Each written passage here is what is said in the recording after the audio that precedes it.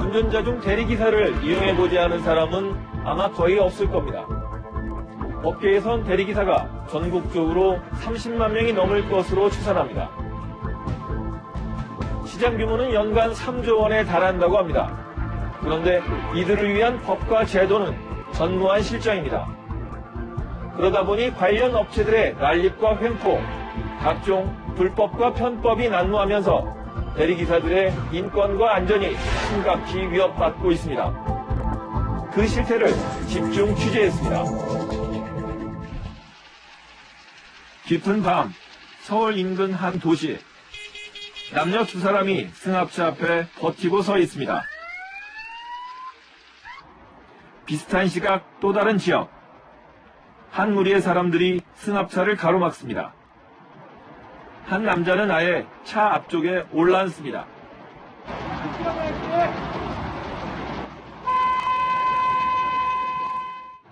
이번엔 한 승합차 운전자가 차를 가로막는 사람들과 거친 몸싸움을 벌입니다. 고성이 오가고 지금 옆에서 지금 졌잖아요 지금. 그리고 왜 되겠냐고. 지금 나한테 왜 그래? 여보세요? 기야 이리저리 끌려다니며 폭행을 당합니다.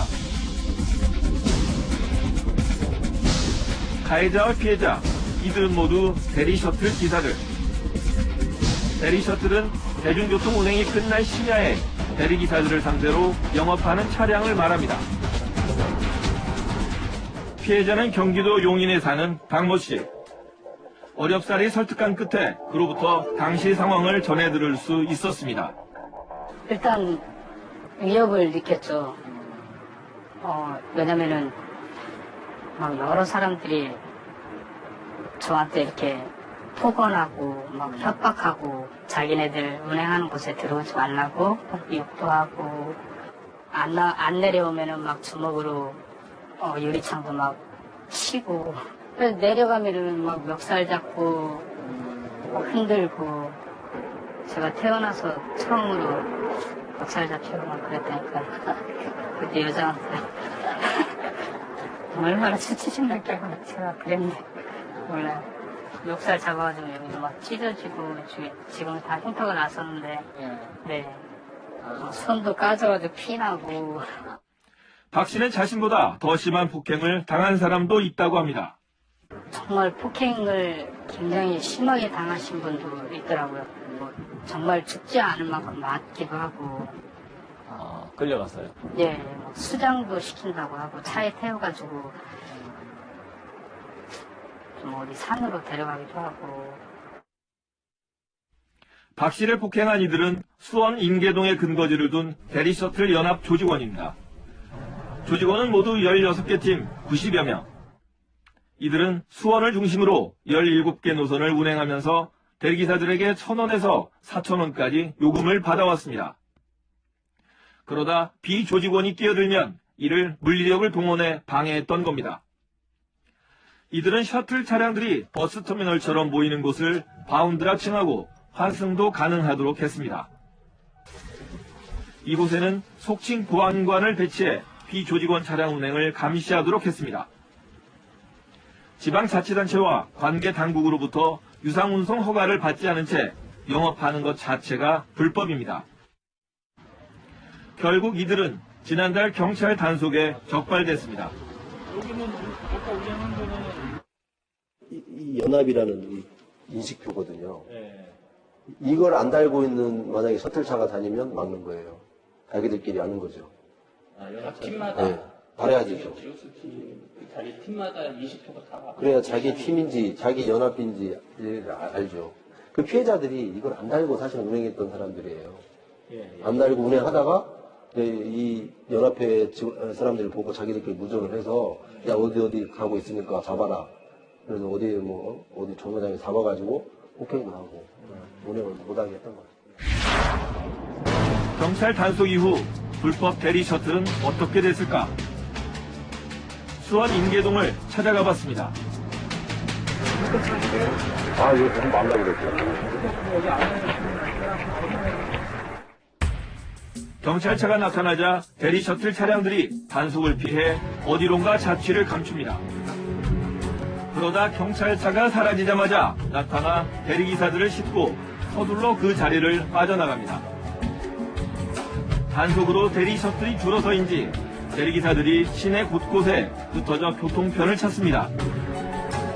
급한 마음에 도로까지 내려와 위험한 상황이 연출됩니다. 여기서 타는 거예요? 강남 쪽으로 가는 거예요? 여러 가지 있어요. 이거는 뭐 정리 없어요. 아무튼 때문에 이건 뭐 여기저기서 막 쓰고 아무튼 때문에 정리 없어요. 목을 없애는 것도 있고. 택시 승강장에 한 무리의 대리기사들이 진을 치고 있습니다. 빈 택시가 줄지어 서 있지만 대리기사들은 눈길도 주지 않습니다. 아니 아까 여기서 타요? 이때 학원버스 한 대가 다가오자 대리기사들이 몰려듭니다. 편하게 뭐 만약에 뭐랑 소주 뭐 아니면 안 되고 써가지고 잘 적용하는데요. 오늘 또 보니까 뭐 또 다녀요? 피해다니죠. 어디서 하여튼 뭐 단속이 심해요. 새벽 2시가 넘어서자 대리 셔틀 차량들이 바빠지기 시작합니다. 차량 한 대를 따라가 봤습니다. 도로변에 대리기사들이 보일 때마다 비상등을 켜고 차선을 급 변경해 차를 세웁니다. 신호등은 무시하기 일수. 빨간불인데 그냥 가면 시내인데도 순간 속도는 100km를 훌쩍 넘깁니다. 순간 지나는 화물차와 충돌할 뻔한 아찔한 상황이 벌어집니다.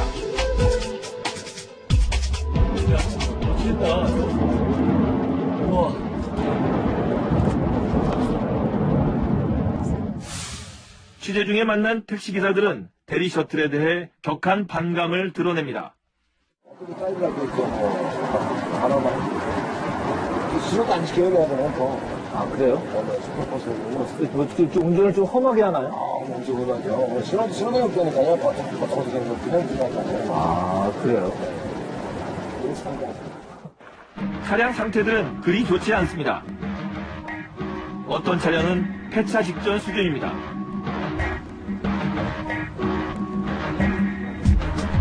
그런데도 정원을 초과해 대리기사들을 태우고 시속 140km 이상을 질주합니다.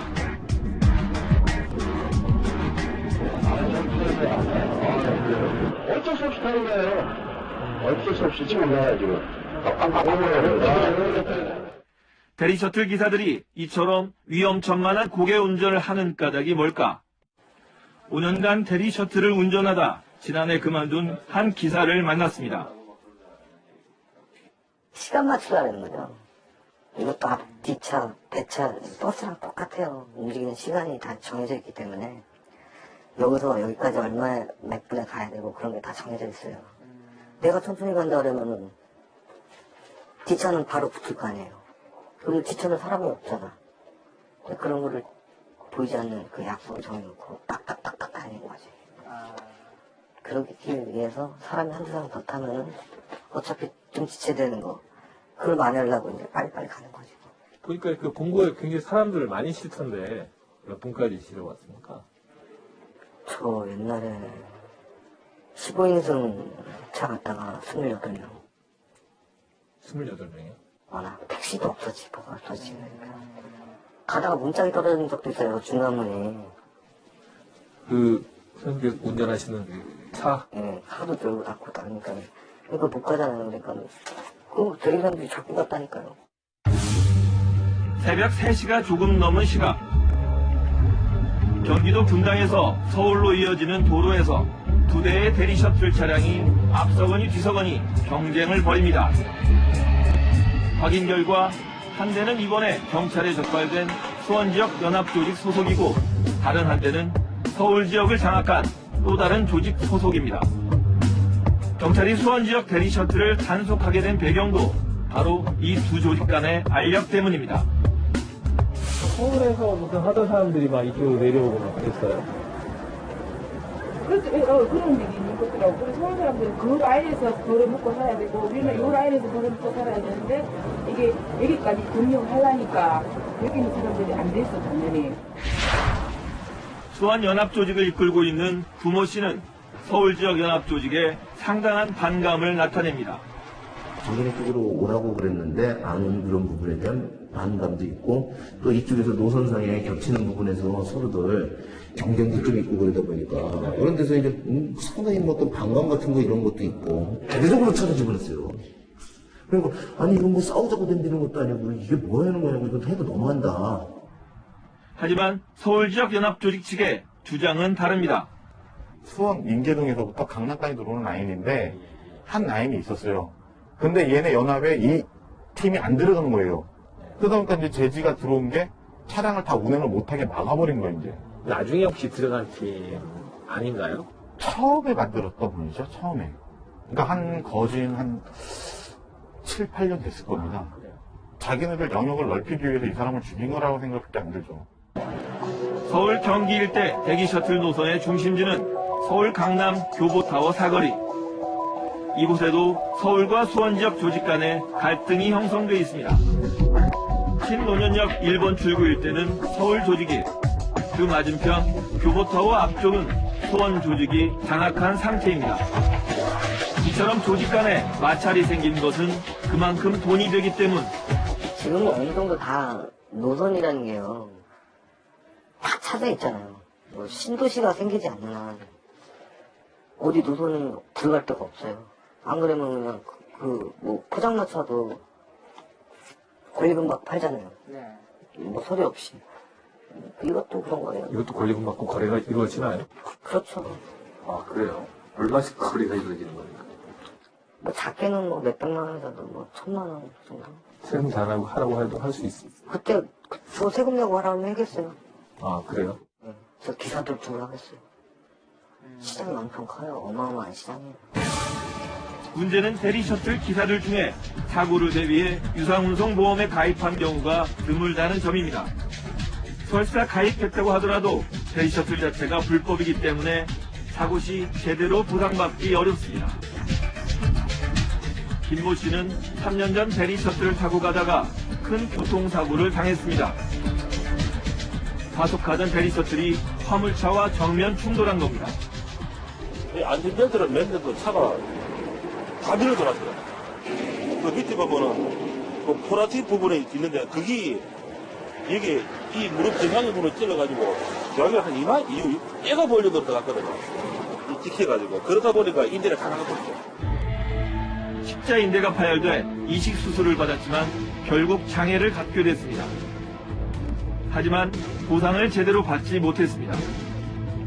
대리셔틀이 제대로 보험에 가입돼 있지 않았기 때문입니다.